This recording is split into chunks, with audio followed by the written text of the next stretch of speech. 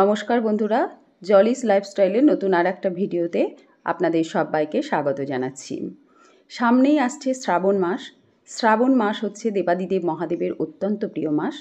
তো আমরা শ্রাবণ মাসে যে সমস্ত দেবাদিদেব মহাদেবের ভক্ত আছি তারা বাবার মাথায় জল ঢালি। কেউ কেউ গোটা শ্রাবণ মাস বাবার মাথায় জল ঢালেন, কেউ আবার প্রতিটি সোমবার বাবার মাথায় জল ঢালেন। যটি সোমবার পরে হয় 4টি নয় 5টি সোমবার পড়বে, 4টি কিংবা 5টি সোমবারে বাবার মাথায় জল ঢালা হয়। তো এবছরে বন্ধুরা 4টি সোমবার পড়েছে।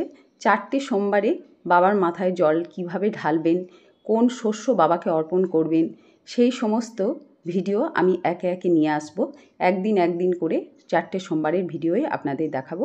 আপনারা আমার চ্যানেলে দেখতে থাকুন, সব ভিডিওই পেয়ে যাবেন শ্রাবণ মাসের।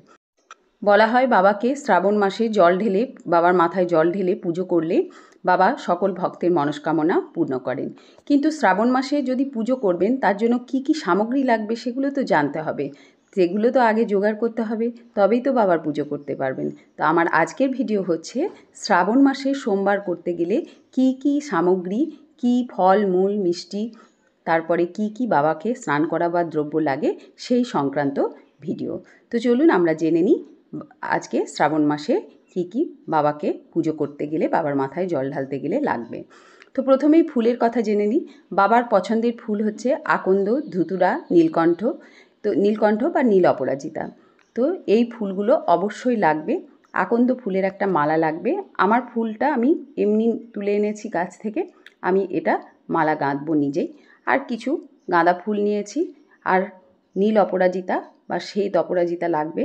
নীল অপরাজিতাটাই লাগবে, শ্বেত অপরাজিতা আমার গাছের ফুল এগুলো, সেই জন্য আমি দুটোই নিয়েছি। আপনারা নীল অপরাজিতা দিলেই হবে। আর বাবার পুজো যেটা ছাড়া একবারেই অসম্ভব সেটা হচ্ছে বেলপাতা। তো বাবার পুজোতে অবশ্যই বেলপাতা লাগবে। একটা বেলপাতাতেই বাবা সন্তুষ্ট, কিছু দেন না দেন একটা বেলপাতা নমঃ শিবায় বলে দিলেই বাবা সন্তুষ্ট। এবার বলি, প্রত্যেক সোমবার বাবাকে পঞ্চামৃত দিয়ে স্নান করাবেন। তার জন্য লাগবে কাঁচা দুধ, দই, ঘি, মধু আর শর্করা বা চিনি লাগবে, অষ্টগন্ধা, চন্দন লাগবে এখানে। আর স্নান করানোর জলে লাগবে সুগন্ধি দ্রব্য হিসাবে গোলাপ জল, অগুরু, আর বাবাকে পরাবার জন্য একটা পৈতে লাগবে।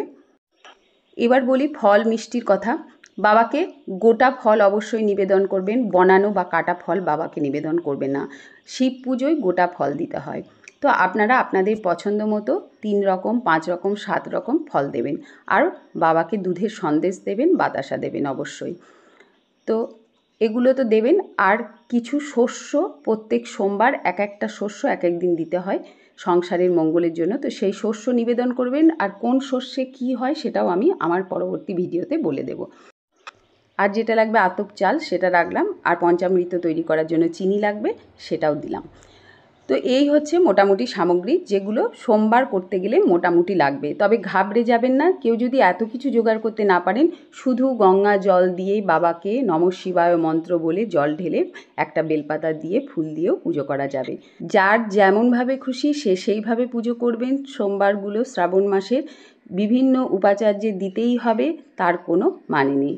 ভক্তি ভরে বাবার পুজো করলে, বাবার মাথায় জল ঢাললেই বাবা অত্যন্ত প্রসন্ন হন। তো আমার আজকের ভিডিও আপনাদের কেমন লাগলো অবশ্যই জানাবেন। ভালো লাগলে একটা লাইক করে দেবেন, আর আমার চ্যানেল সাবস্ক্রাইব করে আমার সাথে থাকবেন। তো আজ এই পর্যন্তই, আবার হাজির হয়ে যাব নতুন আর একটা ভিডিও নিয়ে। ভালো থাকবেন, সুস্থ থাকবেন, সাবধানে থাকবেন। ধন্যবাদ।